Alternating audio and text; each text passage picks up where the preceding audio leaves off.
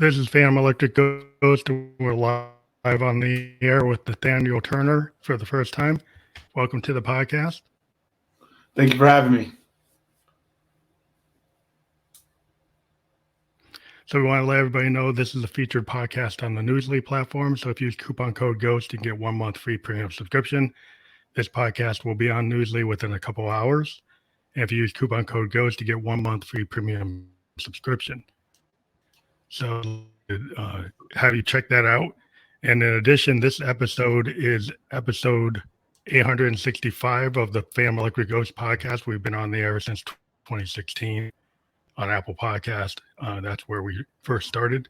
So we're at the episode 875. So we're happy to still be around. And thank you again for being on the show. Oh, thanks for having me. Wow, it's a long time. Yeah, we kind of started when podcasts, nobody knew what they were. So one thing that you mentioned I wanted to kind of get into is the title of this episode. We're going to talk about life by backward design.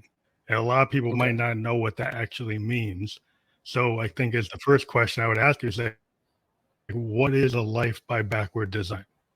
Sure. The easiest way to explain it is to think about your GPS and to say if you had a destination you were interested in going to and you'd never been there before, most people, you mentioned being a part of Apple Podcasts, most people would ask Siri, can you give me directions to wherever? And your GPS would then show up on your phone and start to plot out the course that you need to take. And life by backward design is no different. You simply decide where it is that you want to go. And someone like me helps you to figure out the best strategy and using some tools and techniques to get to the intended. So you call yourself a humanitarian propulsion engineer. And I guess that kind of speaks toward what you were just talking about. You've also been a TED speaker, and you have several books, Raising Superman, Stop the Bust, It's the Jungle Out There, Journey Forward, and the Amazing World of the STEM. And I guess you have an audio version of all of these books, or some of them? I have we're doing an audio of journals. So each day in the book Journey Forward, you'll find journal entries. Each day I do something a little different than the way most people journal. I journal about the life that I'd like to have, not the life that I'm living. So even if I had a great day today, that's inconsequential. My responsibility is to dream about something next. And so that's the way I write my journals. I write them forward. And I've been doing that now for almost 5 years. And the co-author of the book has encouraged me to do an audio version of it. So each morning I now do a version of that to music. Is that on a podcast, or where do you present that? Well, there's just a small group of people right now who receive those entries, but we are working on making those available to the public. Okay, cool. So basically, so you would you call yourself a life coach or a mentor? How would you frame that? I don't know. It depends on. I think the interesting thing is who I think I am. To me, sometimes is less important than the people who are around you who need your assistance and how they see me. So some people see me as a life coach. Some people see me as just Nate. I don't know. I don't consider myself a life coach. Not at all. I consider myself, as you describe, a humanity propulsion engineer. I think my responsibility, as is the responsibility of all humans, is to find a way to help the planet be better and healthier than it currently is.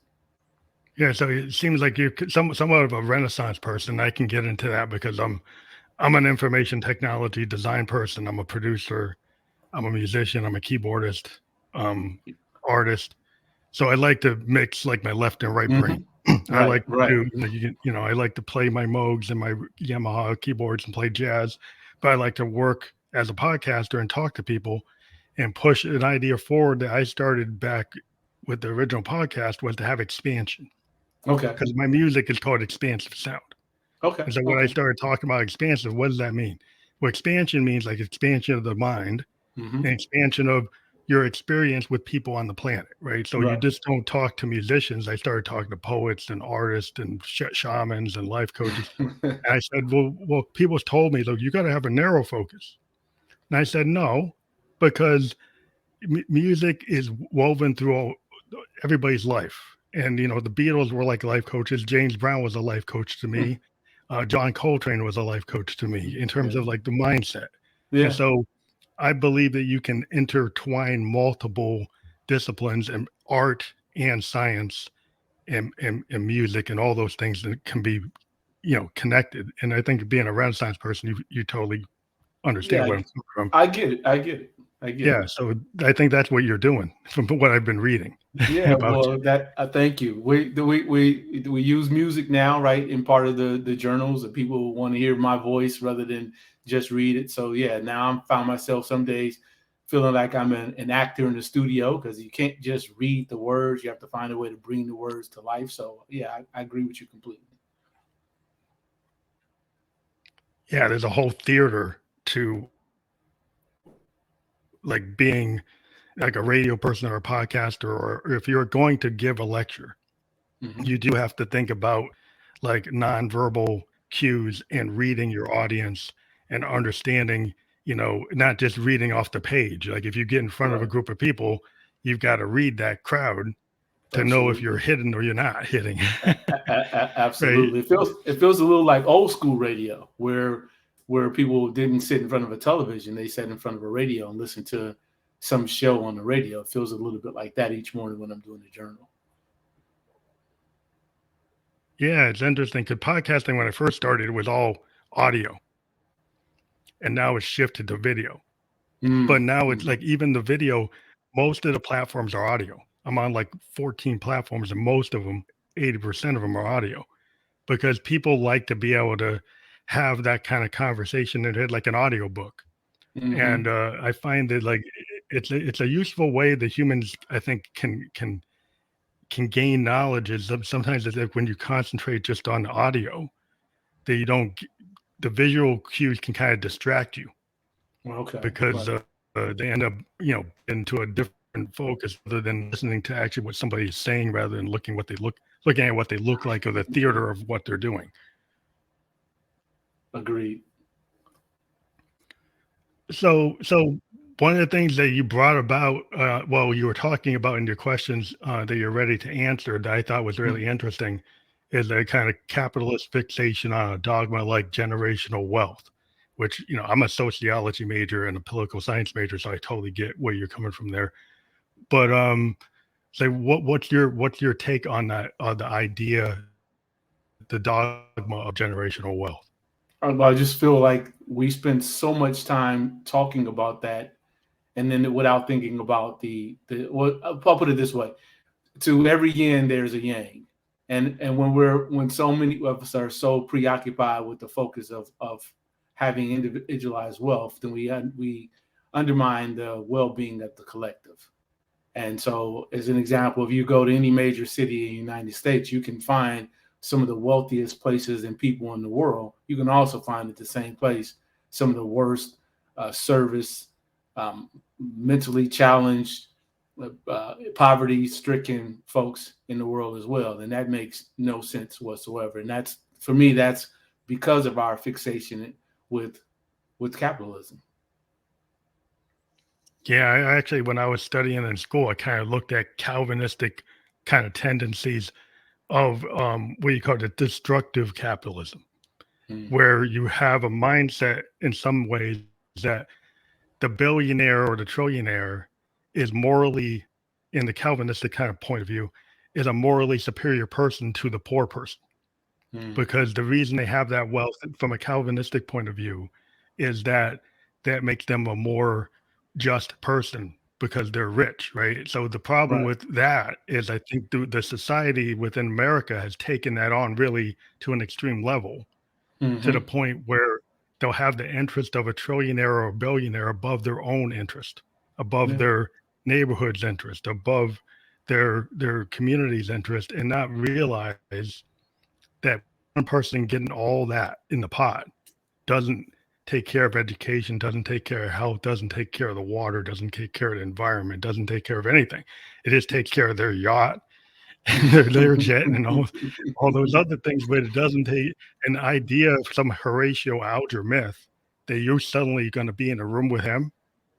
Really? You're if you do what he wants, you're going to be in the room with him. I doubt that. Um, Right. Right. so why wouldn't you want to do what's in the community rather than one person?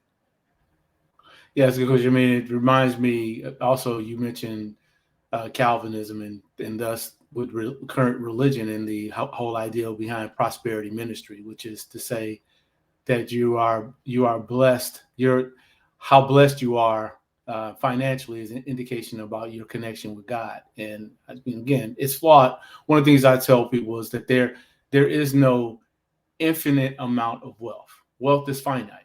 Why every year we have gross domestic product. Like we can tell to a penny how much income is produced in a country or in the world. So there's a finite number. We pretend like that is infinite. And so the ideal is that everybody can have a piece of Mhm. this so-called infinite pie, but it's not possible. Everybody cannot have a piece of this infinite pie. But to your point, we do stuff that works against our own best interest. I use this example with folks all the time, and I'll say, well, you tell me you care about a community, but when I ask you if you're in a Target or you're in a local grocery store and it's 5 o'clock and you have dinner and everything prepared for your family by 6, and there are these wonderful lines called self-checkout.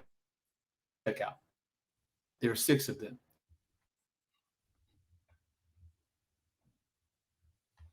Are Oh, working at the cash register. Where do you go? Do you go to the self checkout or do you get in the line where the cashiers are?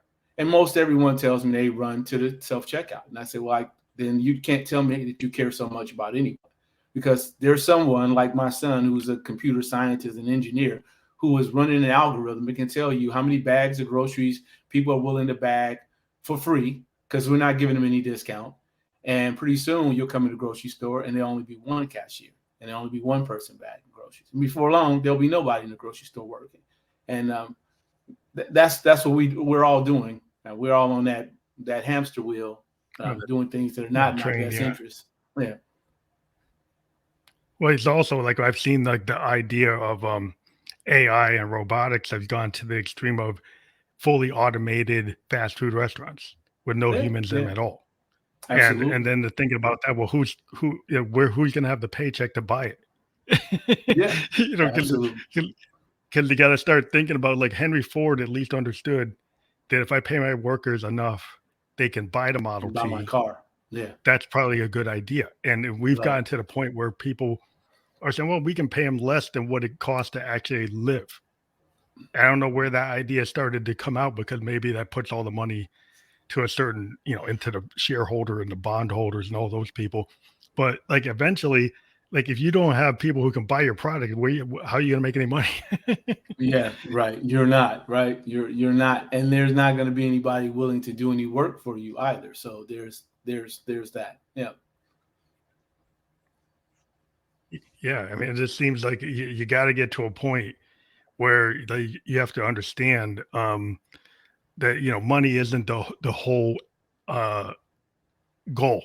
To me as an artist, I'm an artist, right? So people say, Mm-hmm. some people are like, "Why I only want to be an artist if I," right? But like, how many artists actually make money? So a lot of times, like you do art because you love it, right? You do music Right. because you love it. You paint, do photography. If it happens to make money, that's fine. You become a professional. But most people do it because they love it. Yeah. Only interest in doing financial gain, then you won't have a lot of interesting things being done because that's no common denominator. Yeah. And that when you ask me about backward design, when I'm thinking about backward design, I'm not thinking about an outcome. So I'm thinking more about the process. And you're right. Most artists are called starving artists for a reason. But they're also, which is also true, a lot of our most famous Yeah, artists, authors, painters, etc., were people that nobody cared about when they were alive. And it took them to die and somebody say, oh wow, yeah, like that's a pretty interesting way to. William Blake. Yeah. It's very amazing. Like William Blake, fear tiger, how he was not known in the romantic poet era at all. But he did something that was interesting. Did his art on acid metal plates. All of his poems are on acid metal plates with all this ornate art. So he felt like it was important enough to not just put on paper, but to put Right, on these metal plates. And then it was found in that way. And then he became like kind of immortalized, but his work was not in his time. But he kind of right. felt like it should be known, so he made it permanent in that way. So I think that's what the kind of like an example of a somebody that felt like they were driven to be an artist and knew that they could get beyond their own time. Yeah, I just think you do the best you can do with it. And I know I write, and I write primarily with my son in mind. So almost everything that I've ever written, in some part of what I've been writing, is about my child. One of the things Mhm. I'm mindful of. My father's birthday was yesterday. My father passed in 2018. But one of the things I'm mindful of is I'll never hear my father's voice again. I don't have any recordings of my father's voice. There's no video of my father to go back and look at. There are no Wow. words that he's written anywhere. But now my son, which is cool. Whether or not I become somebody that anybody else thinks that matters, my son, Yeah. maybe my grandchildren, family, some point will be able to look back, and thanks to you today as an example, will be able to say, "Hey, that's what my father looked like at 57," or that's my father's voice at 43, or here's the letters that my father wrote me when I was 2. He'll have those kind of things, and I think to me that's what art is about. Yeah, it's definitely handing something down. You do it because you love it and you hope people Right. can appreciate it. So there's another question that you had, like, how do you design the idea of a life template, Hmm. you so that they have a chance to succeed? So, and it's probably part of the backward design, but what's your idea of a life template? Life Maybe template. give people Sure. examples.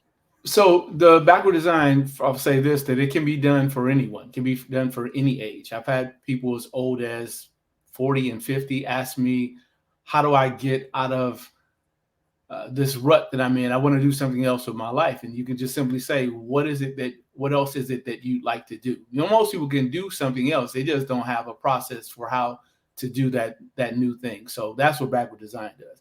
The life template was originated from this thought when I was in law school. I was finishing and realized that there was no one seeking me to come work for their law firm. And I thought, I've gone to school, I've gotten in this debt, and nobody is interested really in hiring me. And the jobs that I have that are offered to me, I didn't have to go to law school to make this money. I was making more money before I went to law school based upon some of these careers. So I thought, well, what could I have done differently? As a law student, the thing I could have done differently, if I could have afforded to go to a place like Harvard, or if I had been academically prepared to go to a place like Harvard, then I figured, hey, when you introduced me today, you would have said Harvard lawyer. You'd have said the institution that I'd attended before you said me. So the goal was, with this child Mm, we were having, was to create a template for this child's life so that the child would meet the academic qualifications of Harvard. Fortunately for us, in the application, when we got the application, we found two other things. And one was that this request that Harvard was looking for students who were world citizens. And then the other request was that students who cared for something greater than themselves. And we're like, well, those other two things really stood out to us. And so mm. the template for his life became what we call now to raise a child who was going to be intellectually ambitious, a child who was globally and culturally competent, and a child who was humanitarian driven. And that is the life template. So everything in his life, even today, he's 27, is geared around those three elements. Well, that's a very positive element. When we think about, we were talking about the Calvinism and the kind of capitalism just to make, the profit being the primary goal and the measure that everybody looks at without thinking about what you said is to actually do something that actually, helps the rest of society. Mm-hmm. Um, and a lot of people don't think about that. When you become a doctor, you think, okay, we're going to help society. But then a lot of times you do it, well, kind of want to make the 6 figures, 7 figures too. Right, right, It's not right. just about that. It's like I want to be. So like when people actually are like the type of person that goes joins the Peace Corps, or somebody that goes and spends their time in homeless shelters, making sure taking care of people, or go to a battered woman's shelter, or is an Hmm. advocate for people who nobody has advocates for. That like less like those things aren't usually encouraged as heavy as getting one of those like top line positions. Yeah. People are like, well, that's nice, but like it's not the primary goal. Right, right. No, you're right. Well, that's one of the goals, and academically he did what we hoped he would do, and culturally and competently, he culturally and globally, he's done what we hoped he would do. He's multilingual. He's right now he's a fifth year PhD candidate at Carnegie Mellon in electrical and computer engineering. He'll be starting an MBA program in the fall. So, but his objective, the humanitarian portion, is that he wants to find a way to make energy efficient and low cost for people who have been historically and geographically underserved and underrepresented.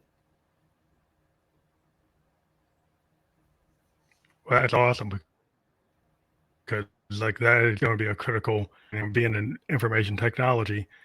A lot of people just think that what we do is inherently climate control, and it's not. Like you get something like blockchain actually is kind of carbon Yeah, and yeah, there's some things that we do with our massive server farms and cloud computing that's actually not good for the planet. yeah, yeah, And so yeah. trying to add a planet is a cool goal, because some people it's, oh, it's IT, so it's automatically good for the planet. It's like not necessarily. Right. Yeah. All of that data is stored somewhere. It is very much energy inefficient. Yes. But that's what he's been looking at. He's been looking at the grid Yeah, and if you don't and say, well, his history. you don't have to grid. Yeah, he's been looking at the Cool. grid, and how the Yeah, grid because I basically mean, hasn't changed since most Thomas Edison. of the grid, yeah,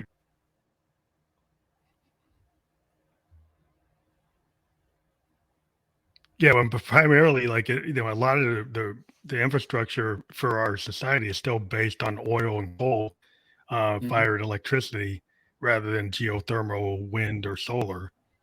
And, Hmm. so that goes into like those server farms, those cloud computing, and the blockchain calculations are being done against things that are throwing CO2 in the air, which a lot of people Yeah. don't get. But so then when you start to say as a consumer, I want to know if this cloud service or all this internet stuff, is it carbon neutral? Is it actually using wind power? Is it using solar power? Or is it just using oil and coal? A lot of times you can't get Right. them to tell you. And with I think the advocates for the future are to say you need to tell people what you're doing, right? And it's like, what is this service using for its primary energy source? But that's having to think. You have to start thinking out the box, and as a person on the planet, you start demanding that you want the information so you can make better choices. Yeah. Agreed. If the capitalistic forces that we exist gives us other options to choose from, because that right now I don't know that we have a whole lot of options. To your point, we can certainly ask about it, but the question is who's actually really doing it. Yeah, that's the thing. Well, you try to make it transparent so you know that they are you carbon neutral or not, and then you start having people actually create businesses say, "Hey, my cloud servers are all being powered by solar, right? Right. And or my services are all being powered by the wind." And then people have a choice where if they don't know, it's like if you don't have the label, you don't know if something's No. organic or has all these chemicals in it or not. Right. So it's Right. just being labeled so the consumer can actually make a choice. Right. No, I agree with you. So socio-political and geoeconomic issues are kind of tied to the faults and failings of human beings all over the world, right? And so there's a lot of commonality that we now see between some socialist societies and communist societies and capitalist societies. They can all have failings. There's no Hmm. kind of magic bullet. But No utopia. some people have always tried to find a magic bullet in one or the other.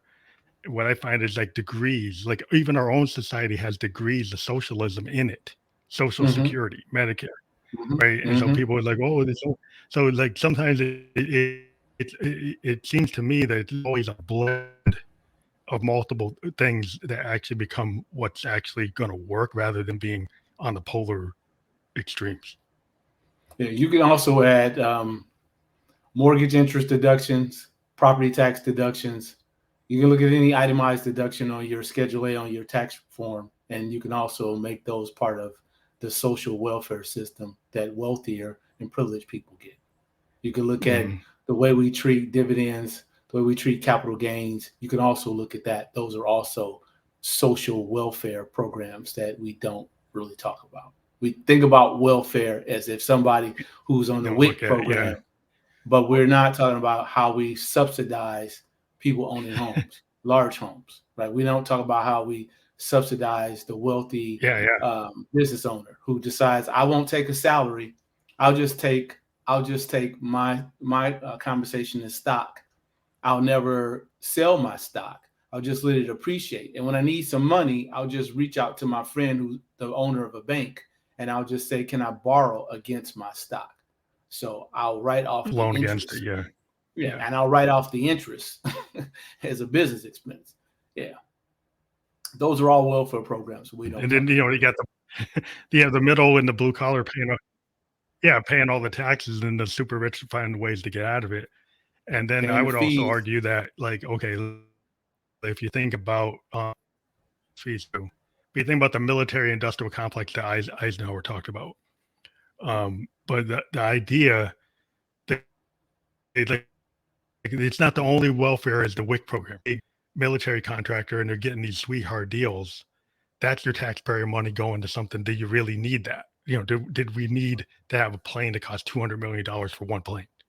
Like one plane costs 200 million. It's like why should one plane cost $200 million? Right, That right. seems like a little out of whack. It was like what happens when it crashes? It's just down the drain. Yeah, absolutely. Yeah, absolutely. Yeah, no, we have socialism everywhere. We just don't talk about it that way. Enterprise Yeah, zones you don't. can be Some people another think that example. that's okay. Yeah, Oh because people yeah. say it trickles down. Like Well, if you do stuff for the you can wealthy, empower people. yeah, yeah. Then people say if you do stuff for the wealthy, Oh, then it it trickles trickles down. down to Yeah. the poor. It doesn't. That we all know that doesn't really happen. Yeah, when the wealthy We person never gets seen the that. I don't remember ever seeing it because I don't know where they're in that 200. no, no, I don't need it. And when a wealthy person gets to borrow against their stock, and the bank needs to make sure that that loan is secure, they just simply raise the fees on poor people when we do bank.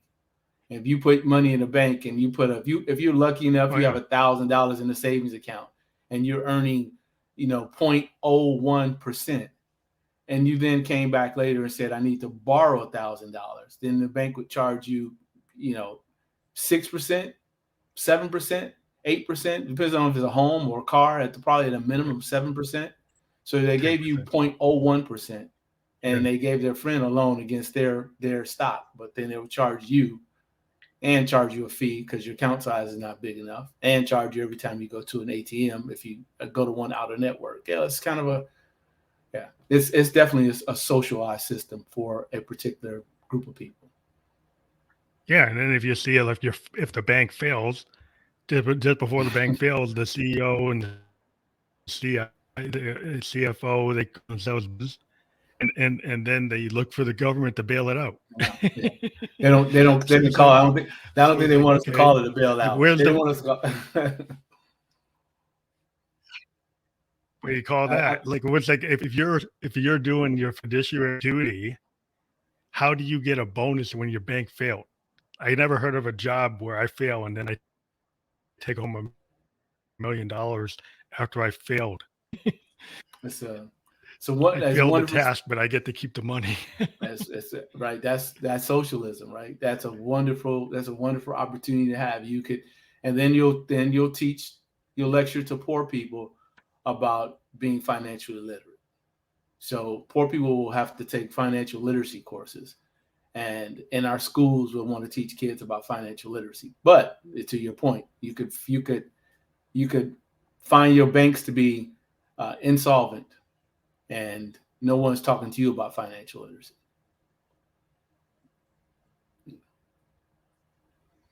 And then the things to me, same person if the bank gets another job in corporate America as an executive level when Mm-hmm. their track record is they fail. Yeah, When yeah, when they go and look at the mid-level entry, regular worker, if the regular worker was in a Chapter 13 and the regular worker had their own sole proprietorship and it went Chapter 13, yep. they probably they wouldn't go and recommend them for the next executive level position. I mean, they won't get the middle level position because well, you don't know how to manage your money. Absolutely. It'll show up on your credit report. You'd be a complete mess. So yeah, no way could you do that. Yeah, Yep. but you can continue to keep on getting in the boardroom because I guess well, you just made a mistake. You just made it's like it's okay. That's a your good old boy mistake. It's okay. You can recover from that one. But Absolutely. yeah, I mean, like the I've talked to people where it's like America is this and that, and I just point out that there is kind of a caste system within our structure, and in certain caste you can kind of get away with a lot, and other castes you can't get away with anything, and the degrees of what you are allowed to do. And then some people will tell you that it's the Horatio Alger myth, and you're going to get to be Elon Musk or you're going to get to be Henry Ford, when there really is no real truth to that. And but you go and you buy into it, but Right. but you really have to understand is like if the regular person has a hard time to get to that point. Not that it's impossible. You can Right. become like the new money millionaire, you billionaire. You could do that, but the chances of it aren't very high. Um, Yeah. so not that you shouldn't try, but you should kind of look at what's overall, I think in my point of view, what is going to help your fellow person and help the planet in the state that the planet's in right now. Hmm. Uh, and then you'll probably find a way that you could be very successful for your fellow man. Yeah. When your time is up, I always say that I've yet to hear read an obituary, hear a eulogy, read the final testament on someone's tomb or urn that tells me what their net worth was. I've yet to see that. I've seen Yeah. people talk about the worth of a person's soul was, but I've never heard about net worth. So it seems to me there's a whole lot of attention focused on something that in the end won't mean as much as people act as if it will mean. It doesn't. You can't take it with you. I think Denzel said in a speech once about the Egyptians tried it, like to take take your wealth with you to the tomb. You're not taking it with you. So you might as well, to me, do something worthwhile for the planet while you're here with it. See your point about a lot of parents don't realize that their kids are like victims of the educational system. Um, by like age 7, there's a humanity app, and I totally get it because my father, just to tell a story, my father was Sure. an insurance guy, and his father Okay. had been a factory worker. And we lived in Massachusetts in a town called Springfield. And his Okay. father wanted him to do better, so he became like an insurance agent.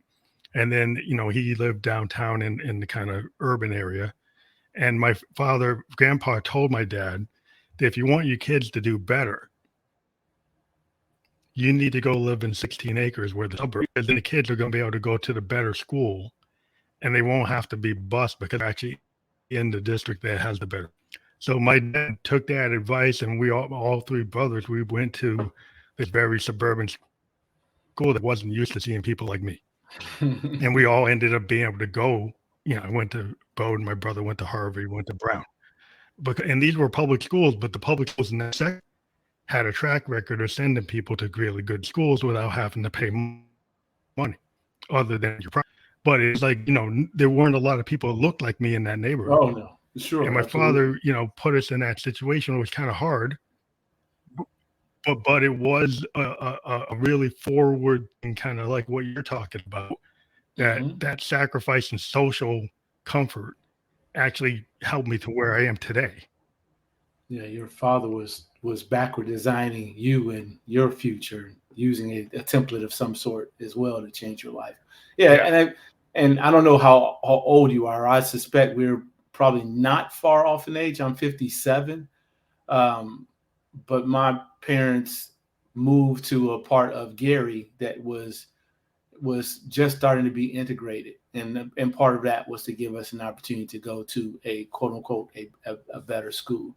But today, Hmm. the mobility, the opportunity to do that, it's more difficult now than ever for people to move into a school district, um, Yeah. where it's a better school district. It's harder than ever to do that. So most folks, unfortunately, where you're born, many Yeah. See, people and never I think they leave. didn't. Yeah.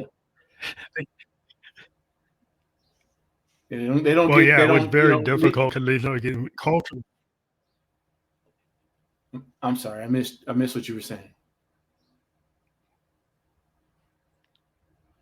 Well, so it was very difficult for my dad to do it because he had he grew up with all his friends, his Hmm. family, everybody he grew up with or in those neighborhoods, like it's an area of Springfield, Massachusetts, compared to the 16 acres area Hmm. of Massachusetts, which is a totally different world.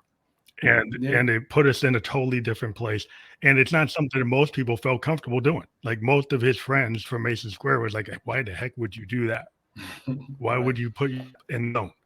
And even if they could, they wouldn't because they just didn't feel comfortable doing it. And so, like, even though the benefit of it was for us to go to the better schools, most people wouldn't put themselves in that. And even now, like you're saying, that the going into that kind of thing or even higher than they were back in 72 or 70. I'm Hmm. 55. It was like in Yeah. 72, 73 when my father did that, it was hard. But he Yeah. had been working in Boston and he had earned a bunch of money and he was able to, he got his company to pay for the house. He Okay. got a big insurance company to move us from Boston to that neighborhood, and he got them to help us because he's smart. So even back then, it wouldn't have been easy for somebody to do that. My father kind of planned it out. Right. Yeah. Yeah. Your dad. I guess I said your dad was backward designing. That you're already familiar with it. You've lived it.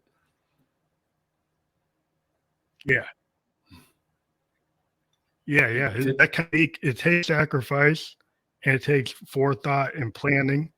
mhm, And mhm. so maybe like you can talk more about like how do you get somebody in the mindset to kind of do Yeah. what you do and what my pop did. He didn't even know he was doing it. He felt there was a reason he needed to do it. Yeah, I think your story is a perfect example. Your father is a perfect example. My guess is I don't know your dad, but my guess is that your father had these audacious hopes and dreams for his children, and it was those dreams that propelled him to do what he did. So where I always start with people is just to ask them what are their hopes and dreams. What are your hopes and dreams, not just for you, but what are your hopes and dreams for your children? And if you have hopes and dreams for your children, and I believe most parents have those, certainly from the Mhm. very beginning, I think the hopes and dreams dissipate because we start to feel like nothing is possible because we live in an environment where we're constantly sort of asked to pursue material items rather than thinking about something that's more than, as I say, that can rust or turn into moth. But if you can start to think about what it is you hope and dream for your children, I think that's the place where you start. That certainly sounds like the place your dad started. Yeah, I think he just wanted to, elevate, and it's this how you don't want to just be the status quo. With some people, it's hard to just stay current. Some people are on that treadmill, and they Mm-hmm. just trying to stay above water is the best they think they can do. My father was shooting for above that, Yeah. and so like based on where his dad had been and where his grandpa had been, he shot way higher than they would ever went to. And it was maybe it was what Dr. King had been doing. And you have, my father when he's doing this is 72, 73. You got Okay. Yeah. Muhammad Ali out there saying he's the greatest. You got the Black Power movement. You got the like Yeah. Black is beautiful. You had this Yep. kind of thing that had happened in the Yeah. James society where Brown. people were more willing. James Brown, yeah, they were out. Yeah. My I'm dad black and was I'm listening to proud. James Brown Yeah. saying that kind of Right. cool, Right. but Mm-hmm. yeah, he had that. I was hearing that as a little kid. My dad was Mm-hmm. playing it, Mm-hmm. and so it's like I'm getting this kind of reinforcement, and my dad, he's feeling positive because he was like in his office, he was the only black guy, and he had to deal with the consequences of that, and I had to deal with my brothers being the only black boys in a mostly Irish Portuguese neighborhood, Mm. which you can imagine what that's like. Yeah. and and we had to stand up for ourselves, and you can imagine that, but so it's like, and my dad didn't have that experience. He was in a predominantly black neighborhood, but my mom, my dad, they backed us up. But we had to navigate something we had never navigated, and we had to all Mhm. kind of learn how to do it together. But it is hard. Like when you're a trailblazer, you're putting yourself out there, like you're putting Yeah. yourself on the moon. I think though, if we look at the if we look at the presence of we now are African American, we look at the presence of black people, African American, whatever term we decide to use, we've always been a people that each parent has hoped for something better than for their children. I mean, our ancestors who were slaves certainly hoped for a day when Mhm. their children would be free. And so it just seems to me that at some point we stop hoping for things to be better for our offspring, and it became solely about what's best for me. I don't hear you telling me your dad's decision was about a decision was best for him. He could have done any number of things. If he had cash in his pocket, he could have done any number of things. He No. probably could have bought some property, been a slum landlord owner in his own community. He could have done any number of things. But his vision for his best life was about his sons. And I think that's something that's lost in our community.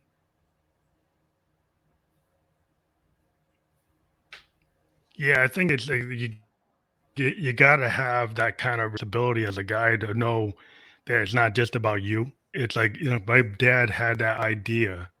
And maybe because his dad, we had two uncles and Mm-hmm. an aunt, and he wanted to make sure that his family was doing as good as they could, and he worked like hard. He was in the Negro battle, and he was a factory worker. He was working like three jobs and doing all this stuff, and he kind of showed all that to work. And my dad went in the military, and being an officer in the National Guard, and the discipline. It's like when you have people who are working hard, working two, three jobs, in sports, discipline. And I think Mm-hmm. it's what my grandparents and my aunts and my uncles all point out is the lack of discipline with some people today compared to what they knew. The Mm-hmm. the the the, Yeah. the rigor that you put yourself under, and you don't give yourself a break. You continue to do that. And I think maybe when we got slavery, there was a lot of rigor and people pushed themselves. And then there started to become, so much pushback. Some people maybe too much pushback. They don't find it hard to do, but Right. you have to keep on keeping on, like they used to Yeah. say. So Yeah. like No, you're right. how do you get that rigor back? If you've been pushed down, it's hard to have that rigor, and I understand that. But like there were Yeah. certain generations seem to have more rigor than others. Yeah. I don't know much about the Springfield, Massachusetts area. I do. Is it NBA Hall of Fame? Is that Springfield, Massachusetts? Is that the Yeah, NBA Hall of yeah, Fame? Okay. So yep, that's yep. all I know about Springfield, Massachusetts. But I do know, like in a place like Gary, where I grew up, um, Gary was at the time 97% black. I believe was one of the most segregated cities in America. But at the time, the people who were Where the around Jacksons are from, right? the Jacksons are from, yeah. But people around in Gary then were the community was different. And so today, when I was a kid, doctors, lawyers lived in my neighborhood.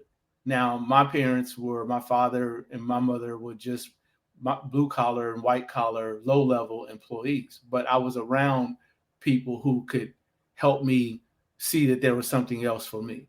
today, I'm guilty of it, and You could I'm, be and I know a lot of us are. We don't live in those communities, so there is no one to see on a regular basis about what's possible. You don't see hope, and part of having hope is the Mhm. ability to have people who are going to be a hope for you. And there's not a whole lot of that in our communities anymore. We all live somewhere else. Like most people who are middle class, Yeah, upper middle that's the class problem. don't. Like it, Yeah, yeah. We live somewhere else, so that makes it I mean, difficult for those. kind of what my dad a problem. Could we take those you take the Yeah, resources out of the community? You know, it's like kind of like absolutely. my wife is from Barbados, and in Okay. Barbados, it's more common to have black people that are doctors, lawyers, engineers, whatever, because it's a black country. Right. But even there's segments and stuff. But you're more likely to know that it's possible Mm-hmm. if you're from the West Indies. Like, oh yeah, it's possible to be a doctor, be a scientist because you can see it.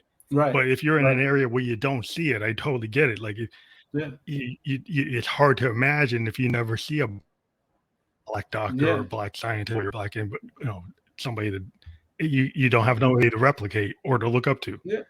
Yeah, you're more likely to see a black athlete than you are to see a black engineer, than you are to see a Yeah, black ever. scientist. Yeah, you're Yeah, unlikely to see any of that.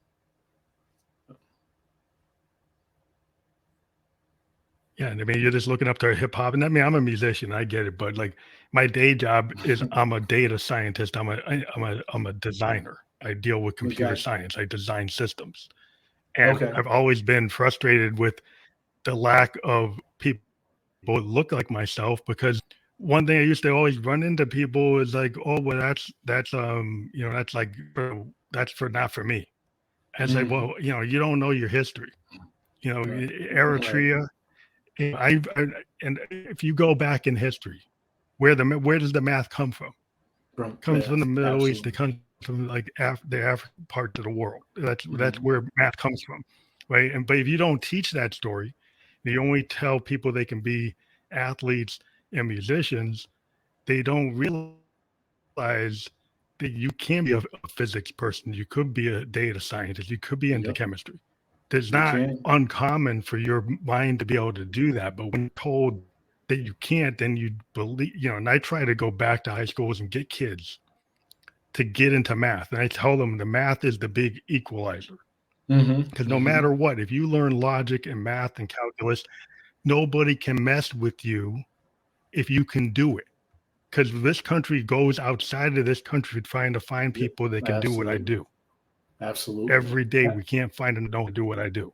And if you Absolutely. go and that's like what your son's doing, that is very rare for people to do because the big equalizer, if you learn that logic, you learn that science, you can own your life. You can own what you want to do. You're not going to have a limitation.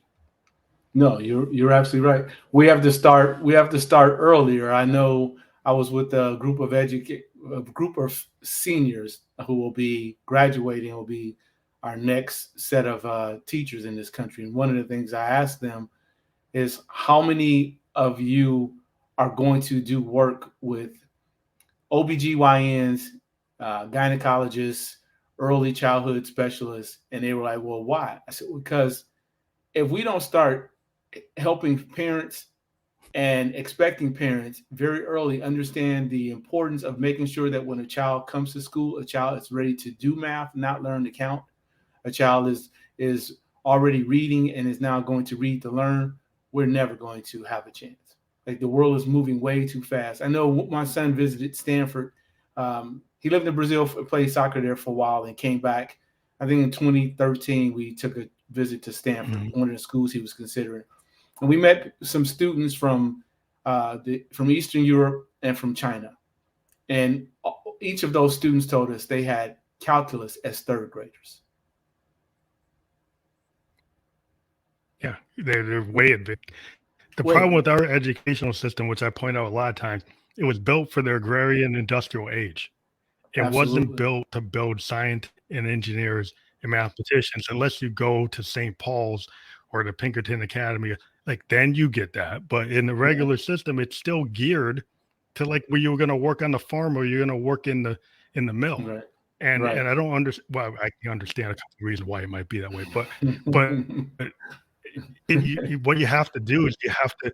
I thought outside the box when I was a kid, and I grew up like with the video games and the arcades, and then the Texas Instrument computer started showing up, and I went and took my paper route, and I went and bought a Texas Instrument home PC, and I started video games because I used to go to that arcade, and I Wow. said, oh, the Space Invader stuff, what's that?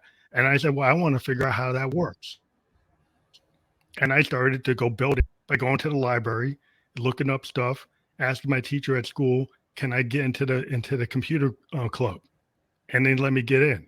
And I was hanging around all these like young hacker kids in Right. '78, and they started. I was curious, so I Wow. got into it. Right. But it kind of got into it because I was like, I was watching Leonard Nimoy and Star Trek, and I was interested in that.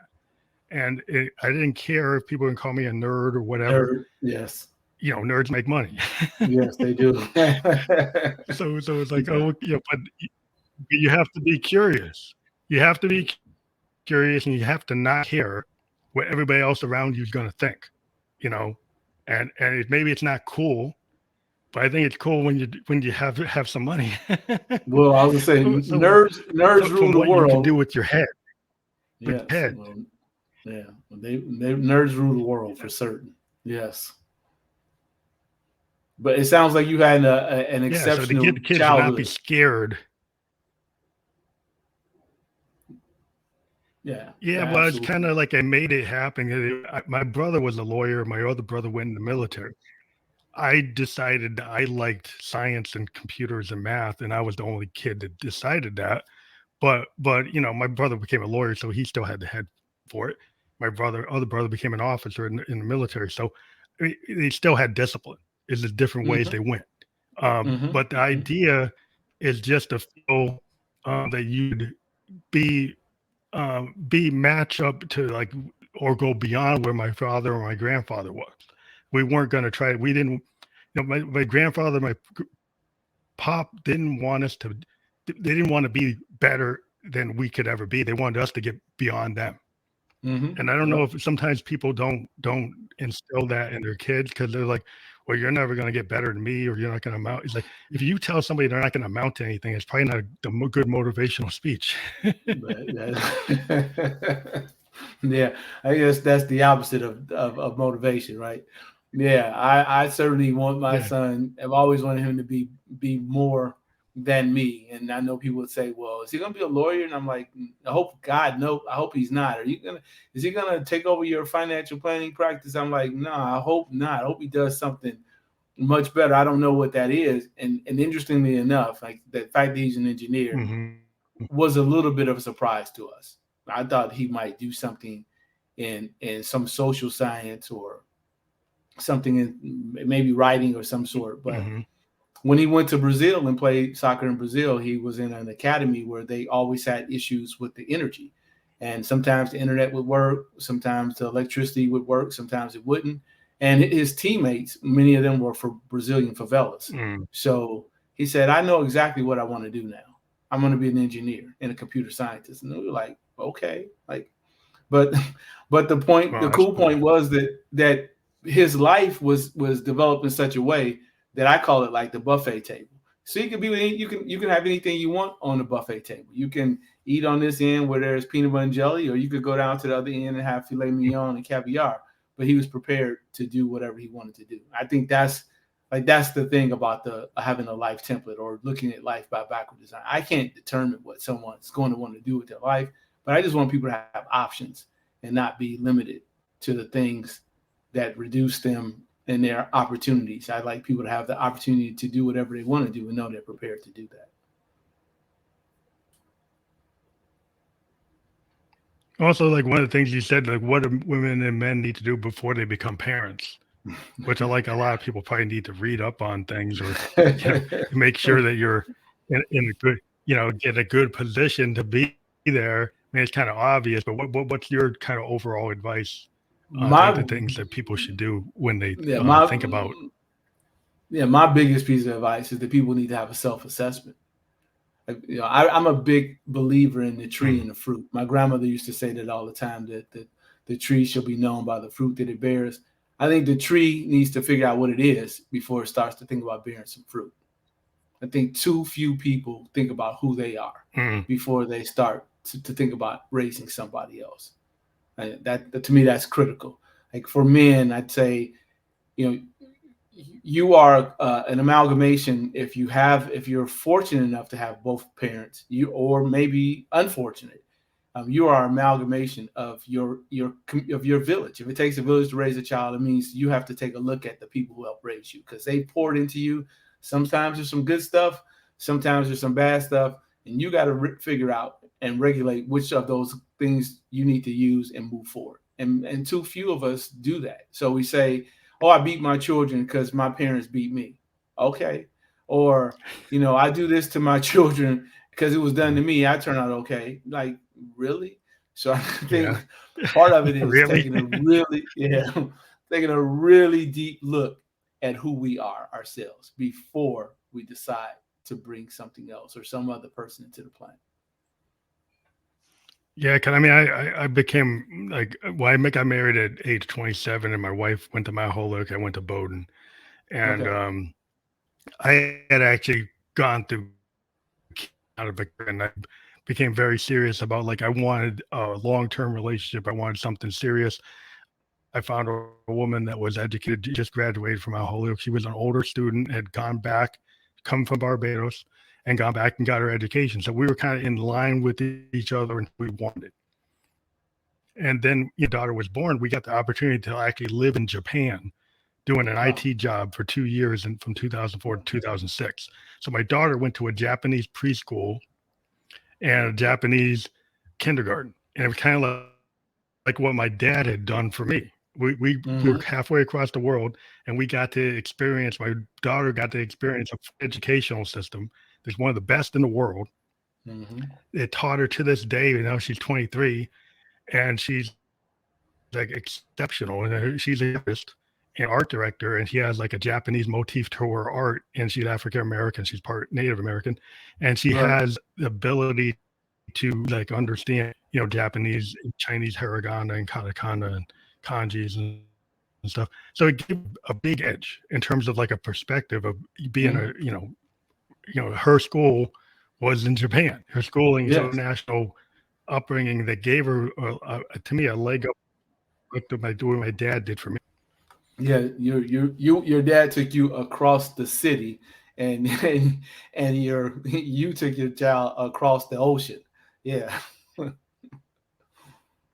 Yeah, it's the That's same really cool. idea, but we actually thought about it because when we were in the US, we were saying, well, how are we going to get our kid a really good education? We wanted to send them right away to like a private institution. That's what we were doing. And we got this opportunity to be in Japan. It's like, wow, we solved it.